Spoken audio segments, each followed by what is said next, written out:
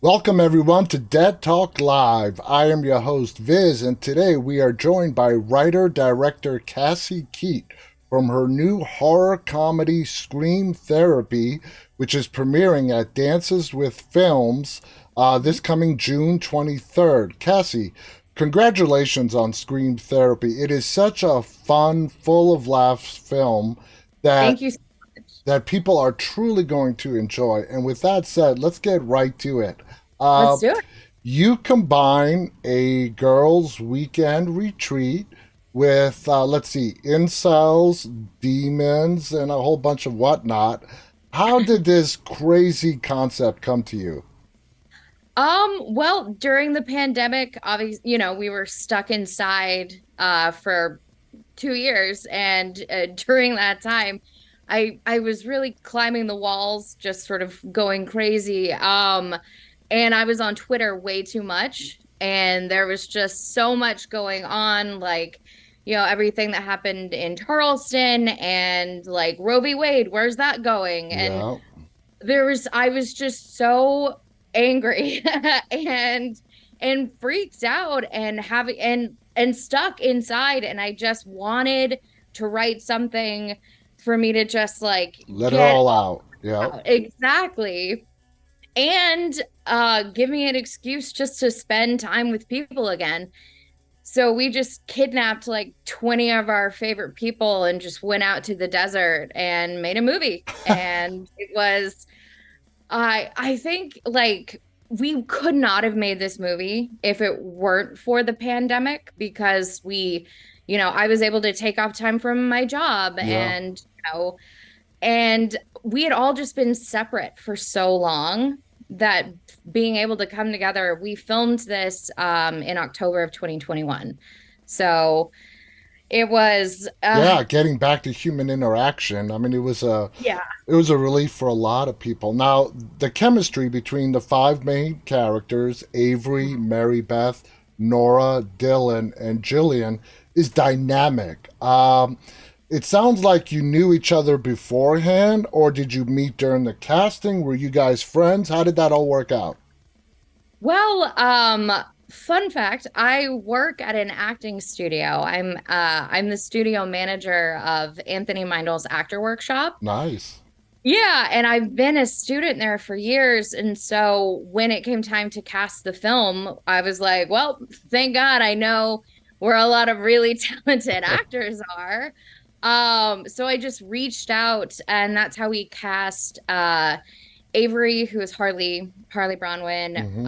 Jillian Rochelle Anderson, and Mary Beth, that's Jerry Courtney Osteen. Mm-hmm. But um, Dylan and Nora are played by Claire Delamar and Mandy Chung. I've been working with them for years. We were in a sketch comedy group together. We've been friends for probably like a decade at this Wow. point. So I wrote the roles specifically for them. And they're also co-producers on the film. So we all wore a Excellent. lot of hats. Yeah. That's awesome. Now, there are many references throughout the film to Nicolas Cage, Hell yeah. a legendary actor, and a lot of other notable quotes from other films like The Dark Knight Rises. Well, Ooh, tell us about the Nicolas Cage references because it's not just one glancing reference, it's it's not. predominant. Tell us about that. I have a deep and like very deeply rooted love for Nicolas Cage as a person and as an actor, and just in general. I don't think I've watched every Nicolas Cage movie, but I'm pretty sure I've watched 98%. It's a source of joy and comfort, and I just love him. And I He's don't an even really. amazing actor, and He's amazing. Like, look at Pig, look at Adaptation. Like, he's got the dramatic chops as well as amazing comedy chops. I love Nicolas and he can Cage. do action. He can do anything. He can do anything. I mean, and he describes his acting method as mega acting, which is my favorite thing in the world. That he just embodies as much feeling as possible. And I mean, no one's doing it like Nicolas Cage. And he And just so lets it out when the camera rolls. exactly. And when I was writing, I think I made one Nicolas Cage reference. And then, a few pages later I was like, oh, I'll just do a callback to this Nicolas Cage joke. And then it became this whole other thing where there's like dramatic monologues about Nicolas Cage. There's like how people say I love you is by saying how much they love Nicolas Cage. And Exactly. it became a sort of different language in the film. I don't know why it happened other than I just fucking love Nicolas It Cage and worked. It yeah. worked. Now, Skylar Bible plays Zachariah the demon, okay? He did a great job playing a He's demon, amazing. and a demon that the audience can sympathize with. What were Mhm. your goals with Zachariah's character? Zachariah's character, when I was writing like for the incels and for Zachariah, it was sort of with the idea that you're gonna have a conception of what this person should be like. Hmm. And I wanted to be like, okay, but what if, I mean, if we were all judged 100% by a preconceived notion, Yeah. then people wouldn't really bother to get to know each other. We wouldn't see each other for like the complex human beings that we are. And so it was really fun to be like, okay, yeah, he's a demon, but like he's a demon who has special interests And and feelings. feelings, and he Hmm. has opinions about how he's treated and about how other people treat him. And it was just fun to sort of lean into, okay, let's take a demon and then let's make you really root for him, even though Exactly, exactly. yeah. And we do find, I found myself rooting for him. Now, while you stay true to the comedy nature of the film, you do touch on some important topics, like relationships. How important was that, let's call it social commentary, was it for you to convey? Well, I like one of the main things that I really wanted to touch on was female friendships. Hmm. And so many, like a lot of movies about women are written by men. And so a lot of representation of female friendship is seen through a lens of how a dude assumes that women Yeah, react like which is with each wrong. other, which is very wrong.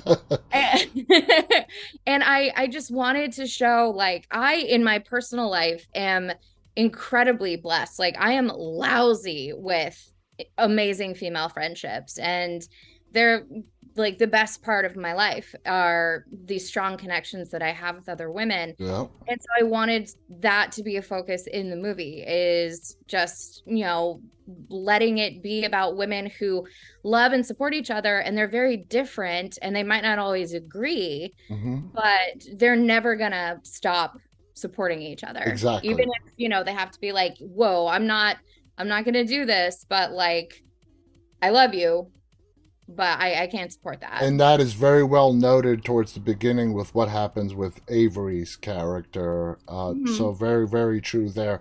Now, is Scream Therapy supposed to be some kind of parody of some of your past favorite horror films? Or is it meant to be taken just on its own new merits?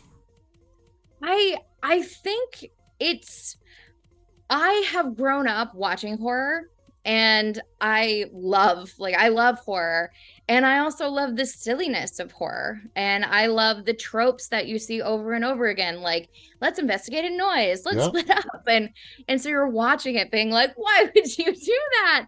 And so I just really enjoyed having the characters, even though actor characters in movie are not supposed to know they're in a horror movie.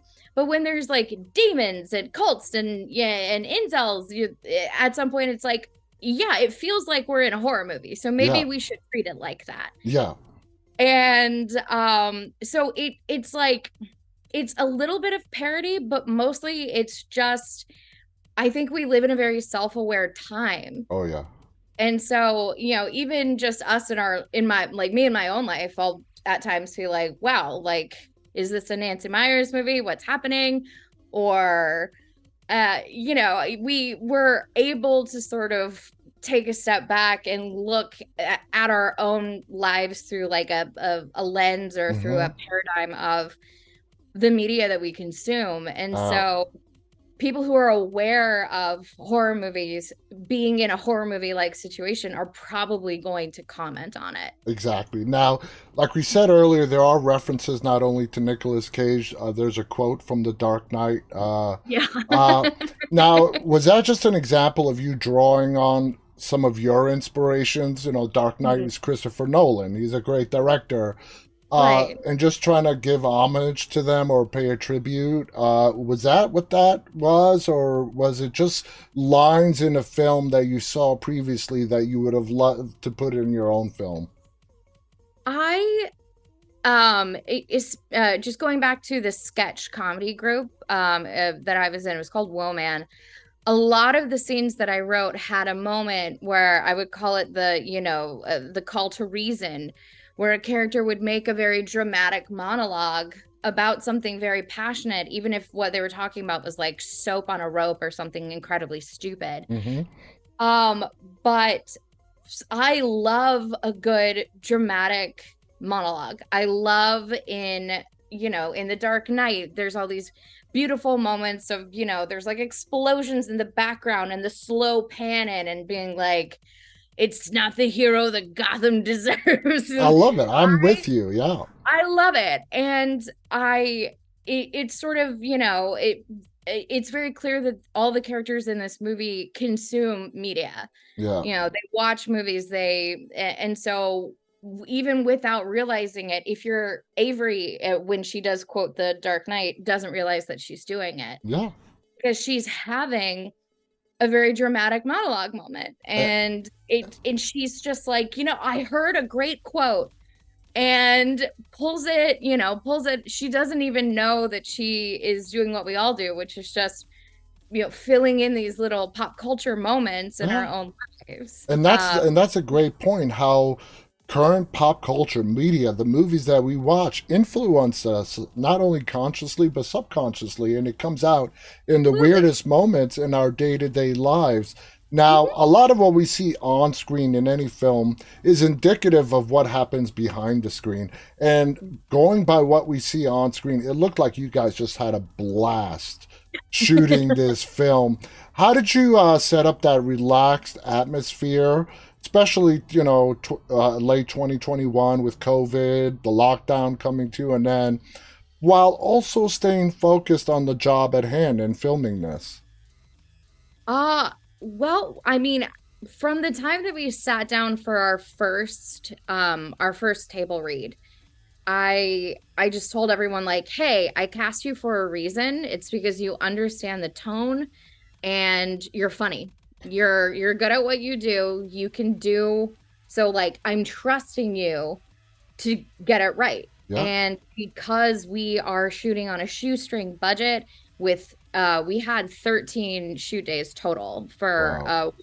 for a 109-page script.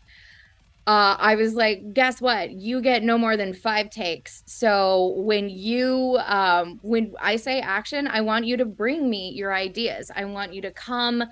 I don't want to see hesitation. I want you to make a choice for every single scene. And if you do that, then it's going to be a party. Yeah, and don't And second guess yourself. exactly. So everyone going in, I set the expectations from the get. Was like, I want you to be memorized. I want you to be ready to go, and then we can play. So show up ready to party. And And it looks like they did. yeah, they did. I think we only had more than 5 takes, maybe like 3 times in the whole shoot. Wow. Everyone was nailing it like take 2, take 3, take 4, and we're like, print, move on. We got it. Awesome. And yeah, and that sort of gave everyone this sort of a sense of like, oh, okay, I know what I'm doing. I'm good at my job. I'm going to do it in 5 or less, and then we're going to move on. And we wrapped early pretty much every single day on set. Wow. Well, that's Yeah. that's the signs of a great director. Out of the 5 women, there really isn't a leader in the group. If there was one, I would probably have to say maybe Avery. What are your thoughts on the I group dynamics? On the group dynamic, I like Avery is our point of reference. So I'd say like she is how the audience gets into the movie. So I'd say she is kind of the leader, but at the same time, she also is very much along for the ride. Yeah. It The five of them just sort of have this hive mind. One person will have an idea and be like, I'm going to do that. And everyone will either be like, that's a terrible idea. Let's do it, or they'll say that's a great idea, let's do it. And so I think of the five of them, there's it's a meritocracy, Yeah. there's no head of state. It's just an amalgamous five-person entity of love and There's no intense peer pressure or anything no. like that, and that's shown very much when they arrive at the desert. Now let's Mm-hmm. talk about Jeremiah. He Mm-hmm. is a brainwashed incel cult member Sure is. who realizes that everything he has come to believe in his whole life is completely wrong as the Mm-hmm. film progresses. Uh, Now, incels are a group primarily founded and propagating on Reddit. What does Jeremiah represent to you? To me, Jeremiah is so much like Jeremiah is the young men on Reddit Mm-hmm. and on YouTube. He was raised with, he grew up in a world where everything that was force fed to him was accepted as truth, and because he had no other reference, and obviously, it's a pretty it's a pretty big leap from like I was raised in a commune by a psychotic incel who tells us to murder women on a full moon. Mm-hmm. To And spread their seed. exactly, to like go around and just keep growing a community of women hating and murdering monsters. And so it's hard to be like, oh, that's the same as, a guy named Patrick on Reddit. But if Patrick on Reddit is just immersing himself in this propaganda that tells you to hate women and that tells you that men are better, or that the white Christo fascist nation is should be in charge, like if that's all you're consuming, then that's what you're going to believe. And Absolutely. so with Jeremiah, when I first started writing it, I was like, fuck you, Jeremiah. But it's hard to not have empathy for Mhm. someone who has been lied to. And he really Yeah, has no other point of reference. To him, the exactly. realizations that come to him throughout the film are just so intense. He has no clue how to survive with any Mhm. other information. Now you have a role, Acid Knife. How would you describe your character, Acid Knife? My character Acid Knife was me sitting in the editing room with our amazing editor Justin, and there was just a shot where we cut to one of our characters is on acid, and we cut to a knife, and I was like, oh, okay, in post we can, we'll have Yeah, someone add like a fun effect to it. But because we didn't have the effect at the time, I was like, oh, I'll just throw my voice in there so when people watch it, they know that she's high. But then we laughed so hard at just this dumb little voice going like, Catherine did it, I'm shocked. And we just kept it and we never took it out. And then we added it more places of just my dumb voice being like, it didn't. was No, funny. It was so funny. it made me laugh. I mean, Yeah, anything that made me laugh made the cut. yeah, yeah. Yeah. That's a great way to do it. And like I said, when I started this, I read the synopsis, incel demon worshipping, and I'm like, oh boy, this ought to be interesting. But this film is genuinely a fun ride. When it does premiere, guys, you have to check this out. It's written and directed by our guest, Cassie Keet. It's called Screen Therapy. It is premiering at the Dances with Films Festival this coming June 23rd at like 9:15 p.m. Yeah, this Friday. So if you're in Hollywood, buy a ticket. We'd love to see you out there. Let me know that you watched the podcast and I'll buy you a drink. Are you nervous about the festival premiere? How are you feeling as the days come close? As as the days actually get closer, I am less nervous. When we got into the festival, I was like, "Oh, that's the best news." I'm terrified and just absolutely was freaking out. I think just the excitement and like, "Oh shit, we have so much to do." And now it's happening and I just get to take my hands off of it and be Yeah, like, "It's not mine anymore. I'm sharing it." here it is. It's I just hope that that everybody watching it has as much fun as we had making it. It really was like summer camp in the desert. I know I certainly did. I want to thank you so much, Cassie, for coming on here and just sharing these thoughts. I want to thank our audience, those who did tune in live, and the majority of you who will be watching this later on. Again, the movie's called Scream Therapy. Keep your eye out for it. I want to thank our guest, Cassie Keet. Thank you to our audience. Thank you Stay so much for having me. It was absolutely. great to be here, These 20 minutes just flew by. Thank you, everybody. Biz. On behalf of Cassie and myself, stay safe and stay walking. Bye, everybody.